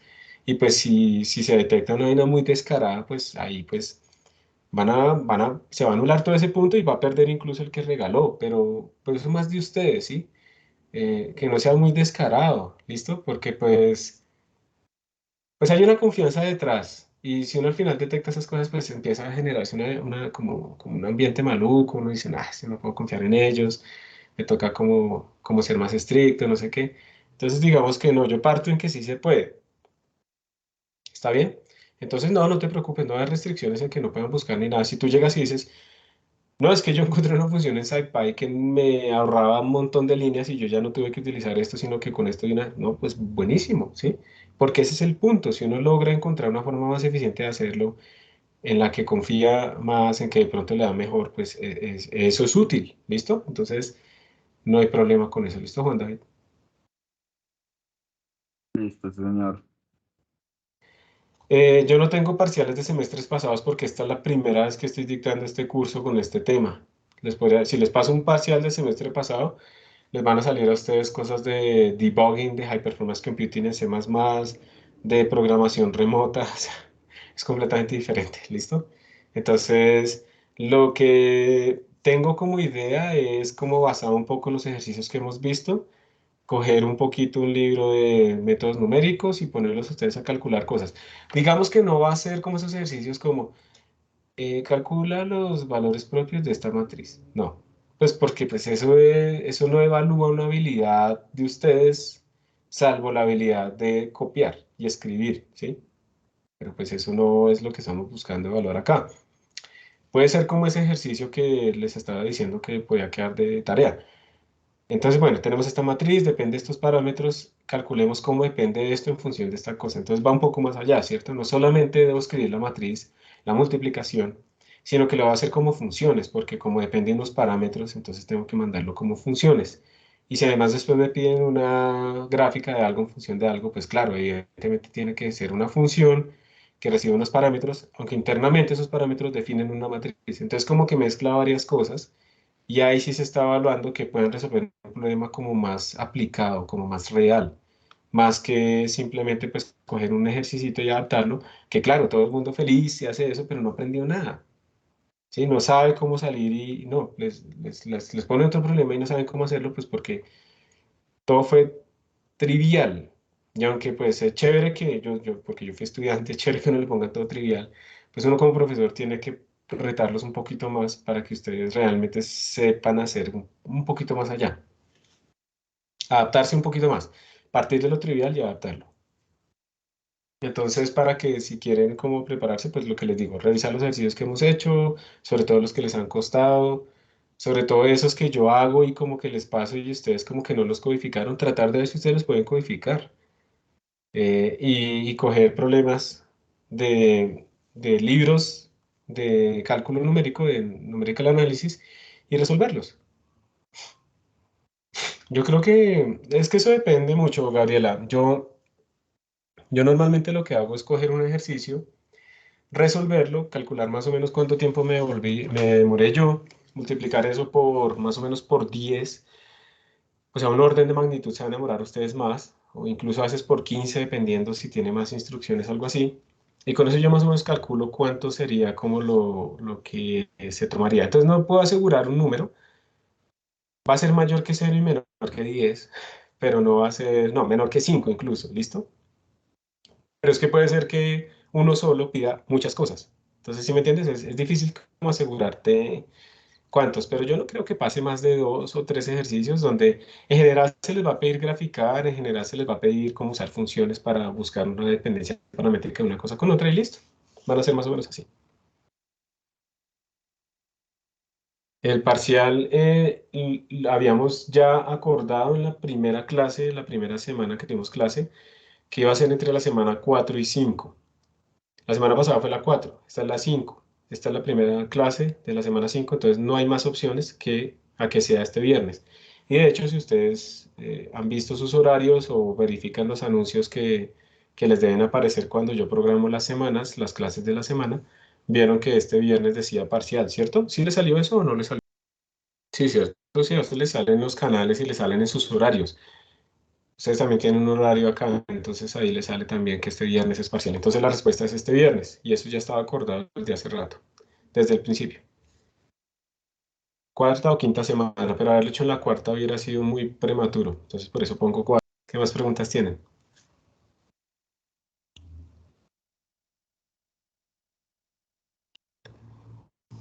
Bueno, entonces ya no vamos a hacer el ejercicio, profe, respecto al paciente que nos diera todo el viernes para resolverlo. No. Bueno, esto me imagino que ya les digo, adáptense por favor para este viernes, pero no. El parcial no está hecho para resolverse durante todo el día, solamente son 2 horas, solamente va a ocurrir una vez al semestre, entonces pues por favor adáptense solamente para este viernes y ya. Si tienen un profesor después mamón, que, bueno, exigente, que molesta, no sé qué, pues le pueden avisar desde antes. Si quieren me dicen y yo le aviso al profesor que tenemos un parcial este viernes, que va hasta las 9, ¿sí? Para que sea consciente de ustedes. El parcial no se hace para que ustedes se demoren exactamente las 2 horas. Yo calculo que se demoren más o menos máximo como 1 hora y 40. Pero pues obviamente eso es un estimado que tiene fluctuaciones hacia arriba y hacia abajo. Hay gente que lo entrega en menos de 1 hora, pero hay gente que se puede demorar más, de más. ¿Listo? Entonces, pues yo me imagino que eso está relacionado con la parte inicial de la primera pregunta, pero por favor, pues no. Avísenme si necesitan que yo les escriba a un profesor para avisarle que realmente ustedes ese día tienen un parcial y llegan un poquito tarde o lo que sea. Por esta vez no pueden hacer el examen bueno, sí lo podrían hacer en Transmilenio, pero pues yo creo que no es el entorno apropiado para poderlo resolver. Ustedes sacar ahí una máquina o algo así sería arriesgado. Por este viernes. Profe, una pregunta, ¿vamos a entregar el examen en GitHub o en otra plataforma?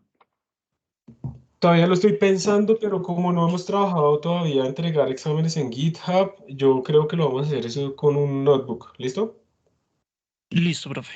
Yo creo que va a ser mejor así para que no vaya a haber dificultades extras. Listo, profe, gracias. Listos. Bueno, gracias por su atención, gracias por venir a clase. Nos vemos el viernes. Listo, profe, gracias. Con gusto, hasta luego. Muchas gracias. Gracias, Gracias, profe. profe. Que estén muy bien.